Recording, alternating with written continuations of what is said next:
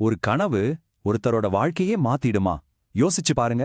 சில நேரத்துல ரொம்ப சாதாரணமா நம்ம பார்க்குற ஒரு கனவு ஒரு பெரிய நம்ப முடியாத பயணத்துக்கான முதல் படியா இருக்கலாம். இன்னைக்கு நம்ம அப்படி ஒரு பயணத்தை பத்தி தான் பார்க்க போறோம். பாலோ கோயலோ எழுதின உலகமே கொண்டாடுற தி ஆல்கெமிஸ்ட் கதையில வர்ற ஒரு பயணம். நீங்க உண்மையிலேயே ஒன்ன விரும்பும்போது அதை அடைய இந்த பிரபஞ்சமே உங்களுக்கு ஒத்தாசை பண்ணும். அடடா, என்ன ஒரு வரி பாருங்க. இதுதான் பாலோ கோயலோவோட தி ஆல்கெமிஸ்ட் புத்தகத்தோட மைய கருத்து. சொல்லப்போனா முழு கதையுமே இந்த ஒரு சக்தி வாய்ந்த யோசனையை சுத்தி தான் பின்னப்பட்டிருக்கு. சரி, வாங்க இந்த கதையோட ஹீரோவை நாம சந்திப்போம். அவனோட தேரு சாண்டியாகோ. ஸ்பெயின்ல இருக்கிற ஆண்டலூசியா புல்வெளிகள்ல ஆடு மேய்க்கிற ஒரு சாதாரண பையன். அவனோட வாழ்க்கை ரொம்ப சிம்பிள். காலையில எழுந்துக்கிறது, ஆடுகளை ஓட்டிட்டு போறது, சாயங்காலம் திரும்பி வர்றது, இப்படி ஒரே மாதிரி போயிட்டு இருந்துச்சு. ஆனா ஒரு கனவு வர வரைக்கும் தான். அவனுக்கு திரும்ப திரும்ப ஒரே கனவு வருது. என்ன கனவுன்னா, எகிப்தில் இருக்கிற பிரமிடுகள் பக்கத்துல ஒரு பெரிய புதையல் மறைச்சு வைக்கப்பட்டிருக்கிற மாதிரி. ஒரு தடவை வந்தா சரி விடலாம். ஆனா திரும்ப திரும்ப வர்ற இந்த ஒற்றை கனவு சாண்டியாகோவா அவனோட அந்த சாதாரண உலகத்திலிருந்து வெளியே கூப்பிடுது. இது வெறும் கனவு இல்ல, அவனோட வாழ்க்கைய மாத்த போற ஒரு அழைப்பு. அவனோட பயணத்தோட தொடக்கத்துல சாண்டியாகோ ஒரு மர்மமான வயசான ராஜாவை சந்திக்கிறான். அவர் சாதாரண ஆள் இல்ல. அவர்தான் சாண்டியாகோவோட கனவுக்கு ஒரு பேரையும் ஒரு அர்த்தத்தையும் கொடுக்கறாரு. அது என்ன தெரியுமா? அவனோட பர்சனல் லெஜெண்ட், அதாவது அவனோட தனிப்பட்ட விதி.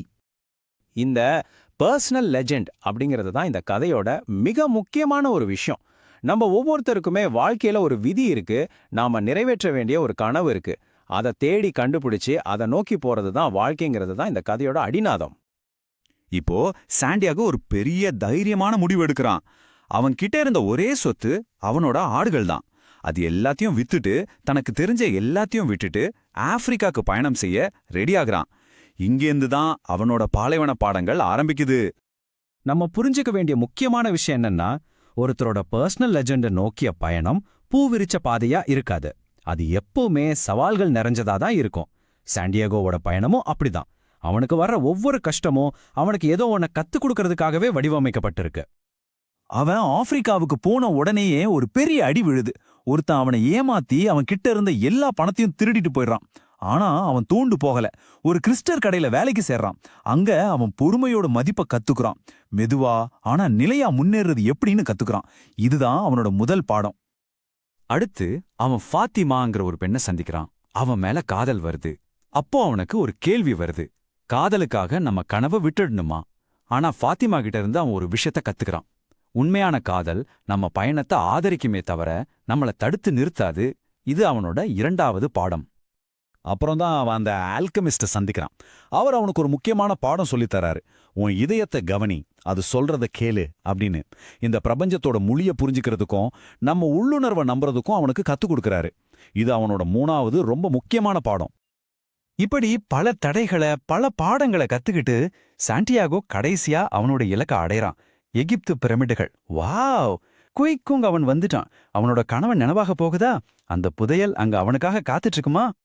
பல வருஷ போராட்டத்துக்கு பிறகு சாண்டியாகோ பிரமிடுகளை அடையறான். ஆனா அங்க ஒண்ணுமே இல்ல. புதையல் எங்க? ஒண்ணுமே இல்ல. அப்போ இத்தனை வருஷ பயணம், இவ்ளோ கஷ்டம், எல்லாமே வீணா? அப்போதான் அவனுக்கு அந்த உண்மை புரியுது. அவன் தேடி வந்த புதையல் தங்கம், வைரம் இல்ல. உண்மையான புதையல் எது தெரியுமா? இந்த பயணமேதான். இந்த பயணத்துல அவன் கத்துக்கிட்ட விஷயங்கள், அவனுக்கு கிடைச்ச ஞானம், அவன் தன்னை பத்தி தெரிஞ்சுக்கிட்டது, இதுதான் உண்மையான புதையல். கடைசியா அவனுக்கு ஒன்னு தெரிய வருது.